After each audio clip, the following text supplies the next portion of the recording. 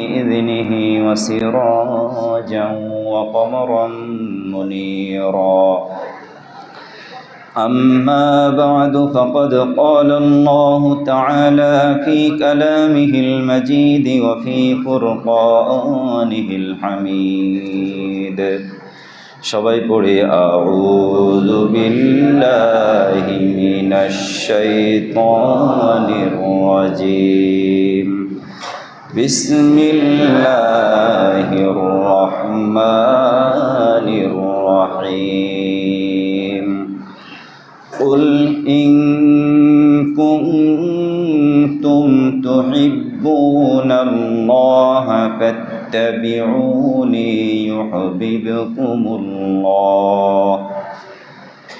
فاتبعوني يحببكم الله ويغفر لكم ذنوبكم والله غفور رحيم. وقال رسول الله صلى الله عليه وسلم: من تشبه بقوم فهو منهم أو كما قال عليه الصلاة والسلام. درود شريف পড়ি। اللهم صل على محمد وعلى آل محمد كما صليت على إبراهيم وعلى آل إبراهيم إنك حميد مجيد. اللهم بارك على محمد وعلى آل محمد كما باركت على إبراهيم وعلى آل إبراهيم إنك حميد مجيد. بلغ العلا بكماله كشف الدجى بجماله حسنت جميع خصاله صلوا عليه وآله. সবাই কেমন আছেন? আল্লাহ পাকের শুকরিয়া আদায় করি যে আল্লাহ তাআলা আমাদেরকে সুস্থ রেখেছেন এবং আজকের এই পবিত্র জুমার দিনে আল্লাহর ঘরে আসার তৌফিক দিয়েছেন। সেই মহান আল্লাহ সুবহানাহু ওয়া তাআলার আলিশান দরবারে সবাই শুকরিয়া দান করি আলহামদুলিল্লাহ। রব্বানা লাকাল হামদ হামদান কাসীরান তাইয়িবান মুবারাকান ফীহি ইয়া রাব্বি লাকাল হামদু কামা ইয়ানবাগি লিজালালি ওয়াজহিকা ওয়া আযীমি সুলতানিক। প্রশংসা করলাম কার? সর্ব অবস্থায় সকল প্রশংসার একমাত্র মালিককে।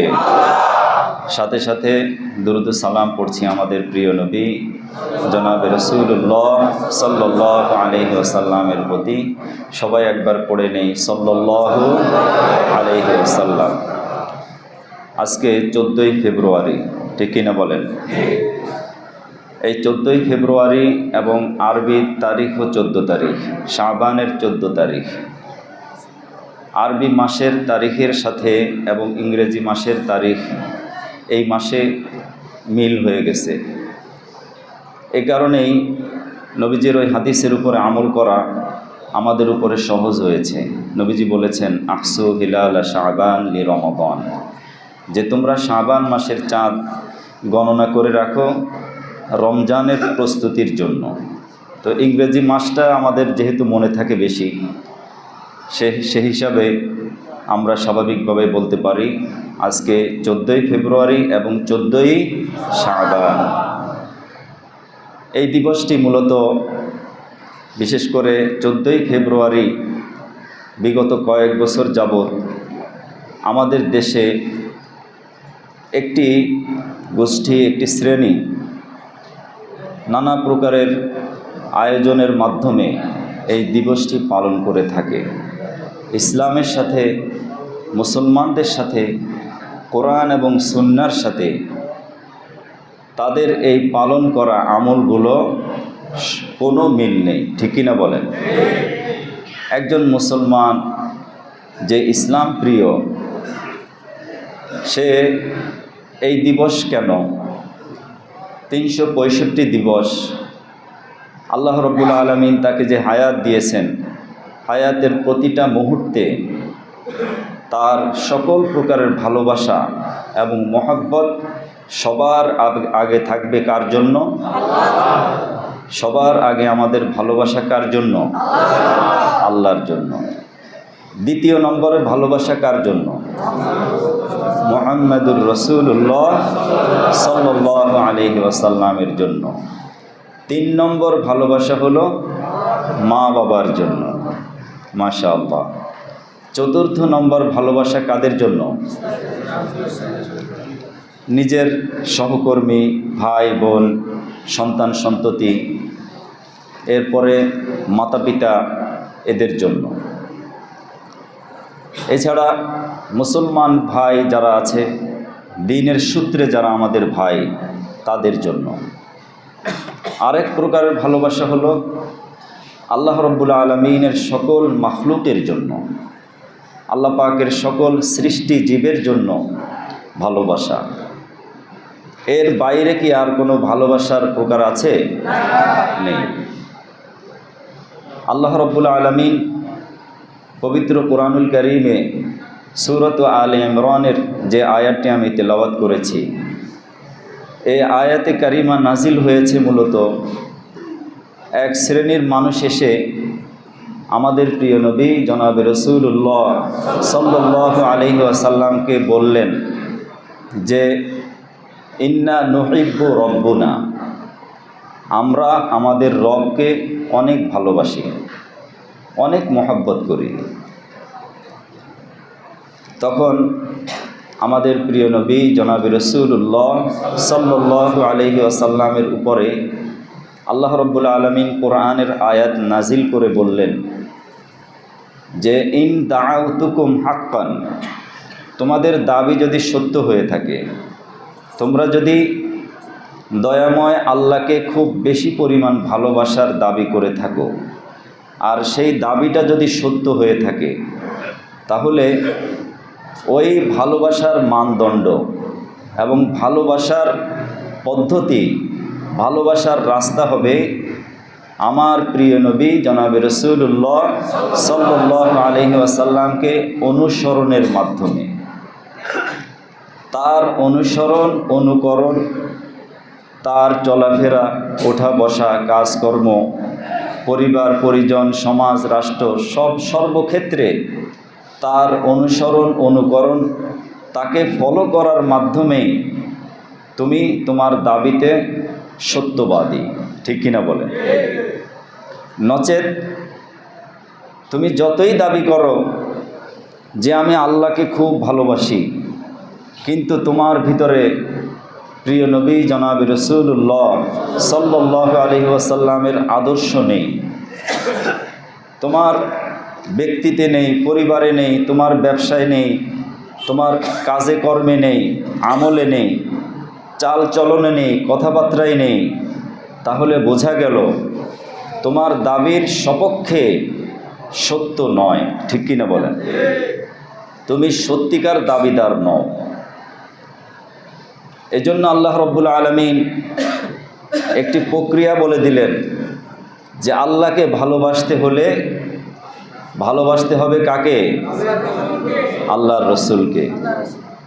আল্লাহর রসুল সাল্লাল্লাহু আলাইহি সাল্লাম আল্লাহ কর্তৃক তিনি মানবতার জন্য হাদি, পথ প্রদর্শক। মানুষকে তিনি অন্ধকার থেকে আলোর পথ দেখিয়েছেন, ঠিক কিনা বলেন? ইউখরিজুহুম মিনাজ জুলুমাতি ইলান নূর। কি দ্বারা? কোরআন দ্বারা। যে কোরআন আল্লাহ রাব্বুল আলামিন নাজিল করেছেন মানুষকে সকল প্রকারের অন্ধকার থেকে আলোর পথে প্রদর্শন করার জন্য। সেই আলোর পথে হাতে কলমে প্র্যাকটিক্যাল এবং থিওরিক্যাল একেবারে হাত ধরে ধরে শিখিয়ে দিয়েছেন দীর্ঘ 23 বছর ধরে আমাদের প্রিয় নবী, মানব দরদি, মানবতার বন্ধু মুহাম্মাদুর রাসূলুল্লাহ সাল্লাল্লাহু আলাইহি ওয়াসাল্লাম। ঠিক কিনা বলেন? যদি আমরা এই প্রক্রিয়া বা এই পদ্ধতিতে ভালোবাসতে পারি, তাহলে আমাদের মধ্যে কোনো প্রকারের অভাব, কোনো প্রকারের দ্বন্দ্ব, সংঘাত এবং কোনো প্রকারের ফাসাদ, যেই মিথ্যা ভালোবাসার মাধ্যমে যা কিছু হয়ে থাকে, অন্ধ ভালোবাসার মাধ্যমে যা কিছু হয়ে থাকে, মানব রচিত ভালোবাসার মাধ্যমে যা কিছু হয়ে থাকে, সেটা কখনো হবে না। ঠিক কিনা বলেন? যেটি আমরা দেখতে পাই, ঠিক আজকের এই দিবসকে কেন্দ্র করে শত শত নারী তার সম্ভ্রম হারাবে, ইজ্জত নষ্ট হবে, এবং পুরুষেরা, বিশেষ করে তরুণ তরুণী যারা আছে, তারা তাদের ভালোবাসার মানুষকে কৃত্রিমভাবে আজকে ভালোবাসা প্রদর্শন করতে গিয়ে ইসলাম বহির্ভূত কাজ করে গর্হিত অশ্লীলতা এবং ইসলাম বিবর্জিত কাজে জড়িয়ে পড়ে সমাজে শান্তি সৃষ্টি হবে নাকি অশান্তি? চরম অশান্ত সৃষ্টি হবে। এজন্য মুহতারাম হাজিরিন, আল্লাহ রব্বুল আলামিন পবিত্র কোরআনুল কারীমে বলছেন যে আমি তো অন্যায় করি না, আমার ছেলে মেয়েদেরকেও করাই না, এরপরে আমি আমার অধীনস্থ যারা আছে তাদেরকেও আমি নিষেধ করি, তাহলে কি আমি দায়মুক্ত হলাম? আল্লাহ রব্বুল আলামিন বলছেন, ইন্নাল্লাযীনা ইউহিব্বুনা আন তাশিআল ফাহিশা, নিশ্চয়ই যারা ভালোবাসবে, পছন্দ করবে সকল প্রকারের অশ্লীলতা, ইসলাম বিবর্জিত কাজগুলো ছড়িয়ে পড়ুক। জোরে কর নাউযুবিল্লাহ। যে ইসলাম যেটা সমর্থন করে না, আল্লাহ যেটা পছন্দ করেন না, প্রিয় নবী জনাব রাসূলুল্লাহ সাল্লাল্লাহু আলাইহি সাল্লামের আদর্শে যেটা যায় না, তার আদর্শে যেটা পড়ে না, সেটাকে যারা ছড়িয়ে পড়ুক এটাকে পছন্দ করবে। এরকম আমাদের সমাজে মানুষ আছে না নাই? অনেক নামাজিও আছে, কিন্তু সে অশ্লীলতা, গান, বাদ্য ইত্যাদি এগুলোর প্রচার প্রসারে, এগুলো ছড়িয়ে পড়ুক এই ধরনের কাজের সাথে সে যুক্ত আছে। আছে না নাই? এমন ব্যক্তিদেরকে আল্লাহ রব্বুল আলামিন সাবধান করে দিচ্ছেন, ইন্নাল্লাযীনা ইউহিব্বুনা আন তাশিআল ফাহিশাতা, যে ব্যক্তি বা যারা ফাহিশা বা অশ্লীল কাজ কর্মকে পছন্দ করবে, ভালোবাসবে, যে এগুলো পৃথিবীতে ছড়িয়ে পড়ুক, ছেলে মেয়েদের মাঝে, তরুণ তরুণীদের মাঝে, যুবক যুবতীদের মাঝে, কলেজ বিশ্ববিদ্যালয় ইউনিভার্সিটিতে সর্ব জায়গায় অশ্লীলতা ছড়িয়ে পড়ুক, যারা এটা পছন্দ করবে, আল্লাহ রব্বুল আলামিন বলেন, লাহুম আযাবুন ফিদ দুনিয়া ওয়াল আখিরাহ, ওই ব্যক্তির জন্য এবং ওই শ্রেণীর জন্য আল্লাহ রব্বুল আলামিন দুনিয়াতেও শাস্তি রেখেছেন এবং আখিরাতেও তার জন্য শাস্তি অবধারিত। ঠিক কিনা বলে? দুনিয়াতেও তার শাস্তি আছে। কি শাস্তি? আমরা আমাদের অভিভাবকের দায়িত্ব যদি পালন না করি, আমাদের শাস্তি কি হবে? আজকে যদি আমার সন্তান অশ্লীলতায় জড়িয়ে পড়ে, কোনো অপরাধে জড়িয়ে পড়ে, দুনিয়াতেই ওই সন্তানের মাধ্যমে আমি যে কোনো প্রকার অপমান হতে পারি, আমার সম্মান নষ্ট হতে পারে, দুনিয়াতে আমার আমল নষ্ট হতে পারে, আখিরাতে তো অনন্ত অসীম জীবনে আমার জন্য শাস্তি অবধারিত থাকবে। এজন্য মুহতারাম হাজিরিন, যাকে কেন্দ্র করে এই দিবসটি উদযাপন হয়, সে কি একজন মুসলমান না খ্রিস্টান? একজন খ্রিস্টান পাদ্রী, যে দ্বিতীয় শতক বা তৃতীয় শতকে, খ্রিস্টপূর্ব দ্বিতীয় শতকে রোমান এক সম্রাট, তিনি ছিলেন যুদ্ধবাজ সম্রাট। তো সবাইকে যুদ্ধের আহ্বান করেছে। তো যুবকেরা সাধারণত যুদ্ধে ঝাঁপিয়ে পড়ে। তো সে একজন খ্রিস্টান ছিল, খ্রিস্টান সম্রাট। যখন তাদেরকে আহ্বান করেছে, যুবকেরা কেউ তার ডাকে সাড়া দেয় না। পরে তিনি ভাবলেন, যেহেতু আমার ডাকে এরা সাড়া দেয় না, তাহলে আমি একটা কৌশল করি। সে ঘোষণা দিয়ে দিল, এখন থেকে আমার রাজ্যে কোনো যুবক বিয়ে করতে পারবে না, নারীর প্রতি কোনো আসক্তি কারো থাকতে পারবে না। সে আইন করে এটা পাশ করল। তো তার বিরুদ্ধে তৎকালীন একজন খ্রিস্টান পাদ্রী, তার নাম হলো সেন্ট ভ্যালেন্টাইন্স, এই ব্যক্তি বিদ্রোহ করল যে না, এটা আমি মানি না। পরবর্তীতে ওই সম্রাট ওই পাদ্রীকে বন্দী করল, তাকে জেলখানায় আবদ্ধ করে রাখল এবং এক পর্যায়ে তাকে ফাঁসি দেওয়া হলো। যেদিন ফাঁসি দেওয়া হলো সেই দিবসটা ছিল কি, এই 14ই ফেব্রুয়ারি। তো তার স্মরণে খ্রিস্টানরা তখন থেকে আংশিকভাবে, বিশেষ করে ইউরোপ কান্ট্রিতে এগুলো পালিত হয়ে থাকে। কিন্তু দুঃখের বিষয়, আফসোসের বিষয়, আমাদের দেশে বিগত কয়েক বছর আগে এক ব্যক্তি, তার নাম হয়তো অনেকেই জানেন, ওই ব্যক্তির মাধ্যমেই মূলত আমাদের দেশের তরুণ তরুণীরা, যুবক যুবতীরা এই অশ্লীলতাকে শিখেছে। এজন্য এই দেশে যত অশ্লীল কাজকর্ম হবে, এই দিবসে যত কর্মকাণ্ড সংগঠিত হবে, একটা গুনাহের অংশ ওই ব্যক্তির আমলনামায় যোগ হবে কি হবে না? অবশ্যই হবে।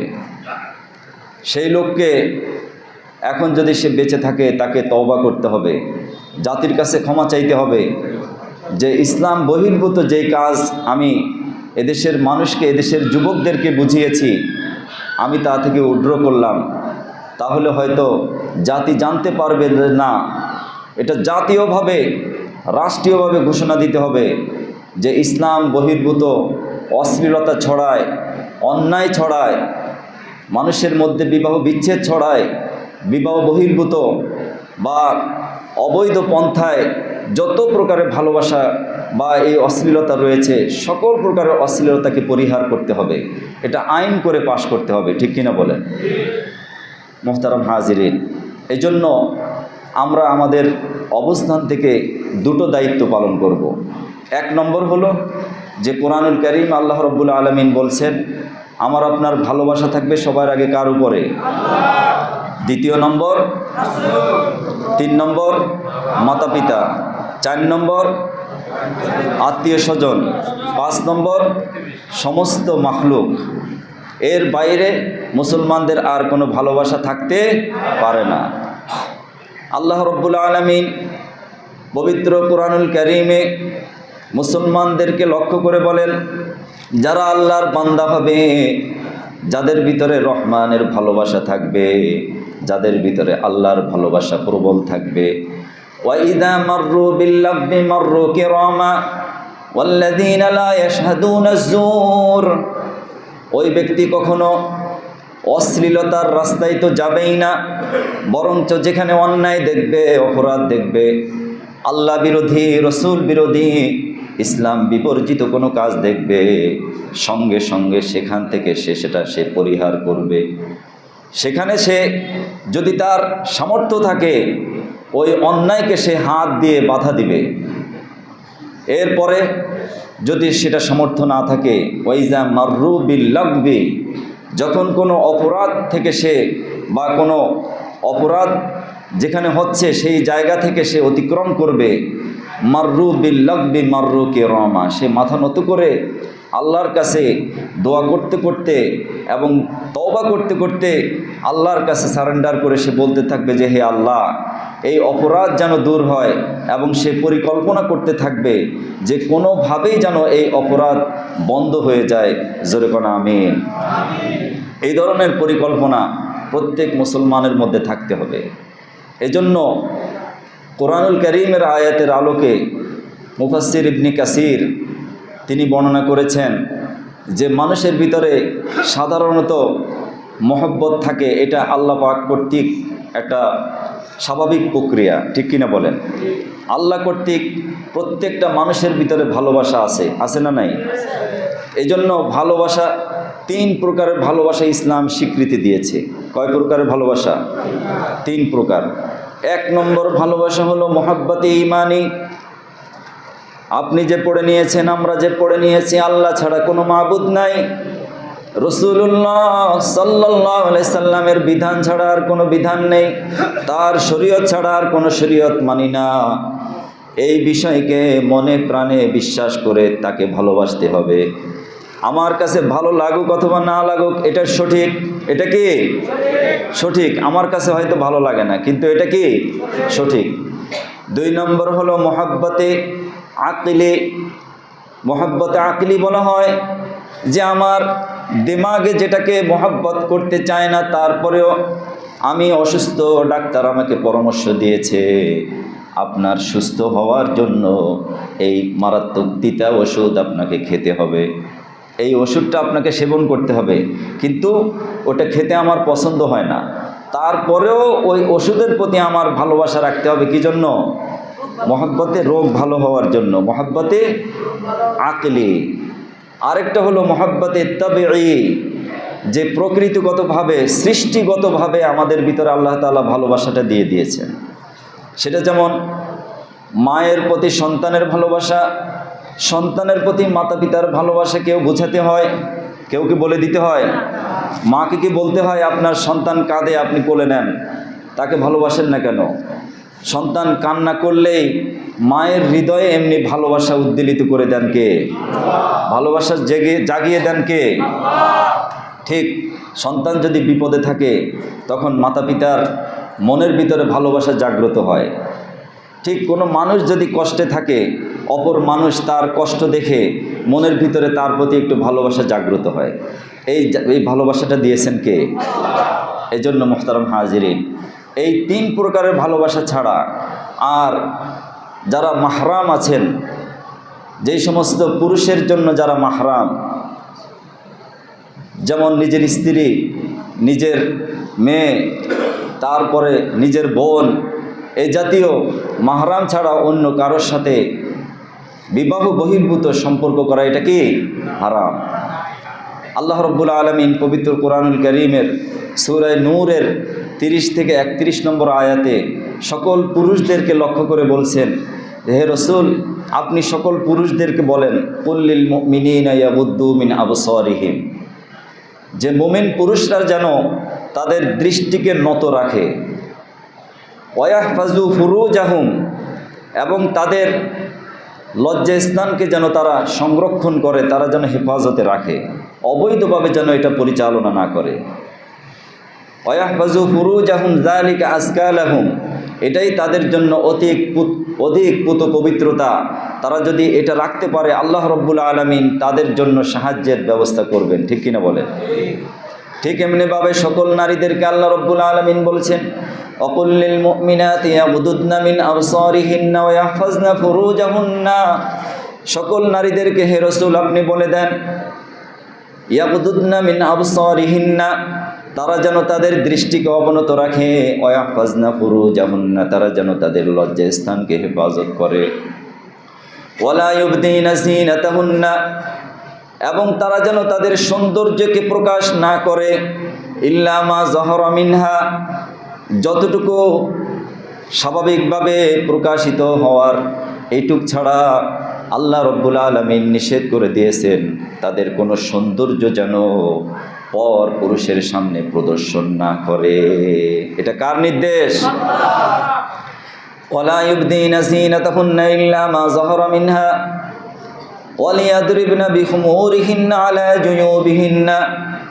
আল্লাহ রাব্বুল আলামিন আবার বলেন, তারা যদি রাস্তায় হাঁটে এমনভাবে হাঁটবে তাদের শরীরের কোনো সৌন্দর্য সব কিছু যেন মানুষের দৃষ্টিগোচর না হয়, মানুষ যেন বুঝতেই না পারে এই নারীটার শরীরটা কেমন, তার অঙ্গভঙ্গি কেমন, এটা যেন অনুভব না করতে পারে। আল্লাহ রাব্বুল আলামিন সকল নারীদেরকে সতর্ক করে দিয়েছেন, এমনকি উম্মাহাতুল মুমিনিন সমস্ত নবীদের স্ত্রীদেরকে আল্লাহ রাব্বুল আলামিন সবার আগে সতর্ক করেছেন। নবীদের স্ত্রীরা আল্লাহ কর্তৃক স্বীকৃত নির্বাচিত, তাদের জন্য জাহান্নাম হারাম করে দেওয়া হয়েছে, তাদের জন্য জান্নাত অবধারিত। তারপরেও আল্লাহ রাব্বুল আলামিন মুসলিম নারীদের মধ্যে সর্বশ্রেষ্ঠ নারী নবীদের স্ত্রীদেরকে বলেছেন, অকুল্লিল মুমিনাতি ইয়াগুদুদনা মিন আবসারিহিন্না, হে রাসূল আপনি আপনার স্ত্রীদেরকে বলে দেন তারা যেন তাদের দৃষ্টিকে অবনত রাখে, তারা যেন তাদের লজ্জাস্থানকে হেফাজত করে, তারা যেন অবৈধভাবে অন্যায়ভাবে কোনো কাজ না করে।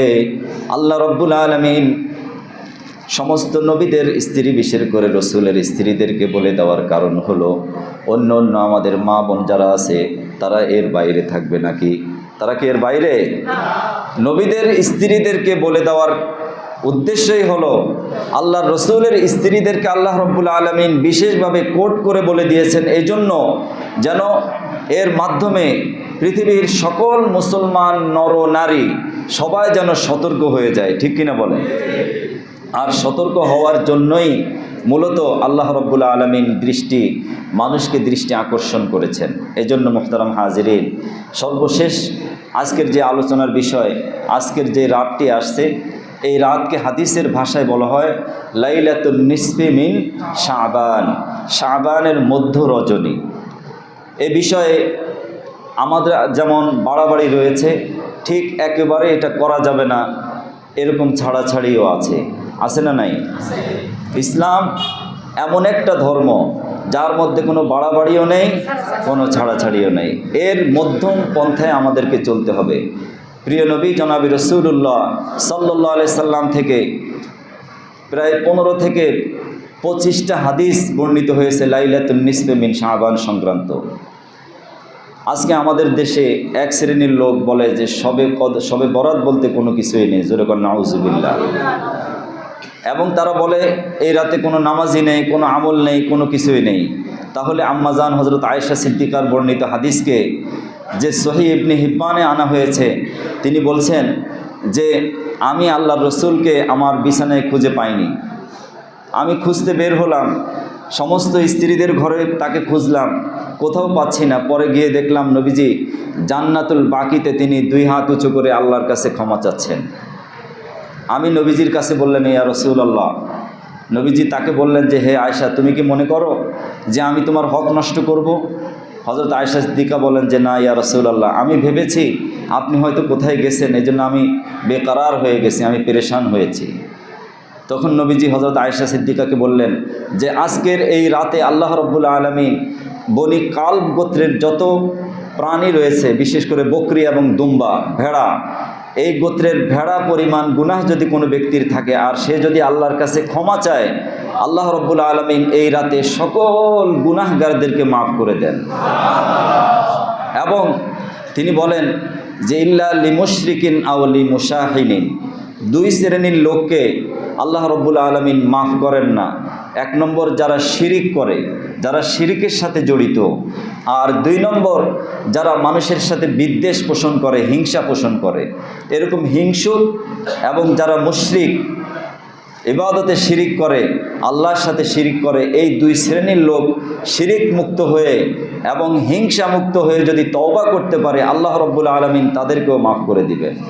এখন মুসল্লিরা আজকের এই রাতে যদি তারা মসজিদে এসে তাদের ঘরে বসে, তাদের বাড়িতে বসে নির্জনে একাকী আল্লাহ রাব্বুল আলামিনকে ডেকে আল্লাহর কাছে ক্ষমা চায়, এটা কি ইসলাম কি নিষেধ করেছে? বরঞ্চ তার জন্য একটা সুবর্ণ সুযোগ যে সামনে রমজান আসছে, রমজানের আগে অন্তত লাইলাতুন নিসফি মিন শাবানে আমি আমার গুনাহটা মাফ করানোর চেষ্টা করব, তওবা করব, ইস্তিগফার করব, আল্লাহর কাছে নত হব এবং আমার গুনাহের জন্য ওয়াদা করব যে ভবিষ্যতে আর করব না। রমজান মাস আসছে, রমজানে যেন আমি ভালো হয়ে চলতে পারি, এই ওয়াদা প্রতিজ্ঞা করার জন্য যারা মসজিদে আসবে তাদেরকে কি বাধা দিয়ে এই কথা বলা যাবে যে মসজিদ থেকে বের হয়ে যান? বলা যাবে? বলার কোনো সুযোগ আছে? নেই। এখন কথা হলো, যারা এগুলো ছড়াচ্ছে আমরা কোনো কথায় বিভ্রান্ত হব না। আমরা শুধুমাত্র এটাই চিন্তা করি, প্রিয় নবী জনাবি রাসূলুল্লাহ সাল্লাল্লাহু আলাইহি সাল্লাম মানুষকে আশা দিয়েছেন গুনাহ মুক্ত থাকার জন্য তিনি আহ্বান করেছেন, তওবা ইস্তেগফারের আহ্বান করেছেন। আসুন আমরা ব্যক্তিগতভাবে আমাদের ঘরে, আমাদের বাড়িতে, পারিবারিকভাবে আমরা আল্লাহর কাছে এই রাতে কান্নাকাটি করব।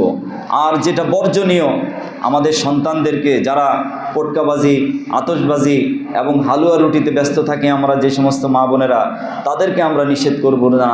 এই হালুয়া রুটি শুধুমাত্র শবে বরাত বা লাইলাতুন নিসফে মিন শাবানের রাতের জন্য নির্ধারিত নয়। এটি আপনি সারা বছর বানান, সারা বছর খান, কোনো সমস্যা নাই। কিন্তু শুধুমাত্র এই রাতকে কেন্দ্র করে আমি এটা তৈরি করব। এই রাতে আরেক বাড়িতে দিতে হবে, আরেক বাড়িতে আনতে হবে। এবং ছেলেমেয়েরা, বিশেষ করে তরুণ যুবকেরা, এক মসজিদ থেকে আরেক মসজিদ, এক মহল্লা থেকে আরেক মহল্লা আড্ডা দেওয়া এবং পটকাবাজি, আতশবাজি, এগুলো হারাম, এগুলো নিষিদ্ধ। ইসলাম এটাকে কোনো সমর্থন করে না। অতএব যেটা বর্জনীয় সেটা আমরা বর্জন করব, যেটা করণীয় সেটা আমরা সবাই করব ইনশাআল্লাহ। আল্লাহ তাআলা যেন আমাদের সবাইকে দ্বীনের সঠিক বুঝ দান করেন এবং সঠিক আমল করার তৌফিক দান করে দেন। সবাই বলি আমিন।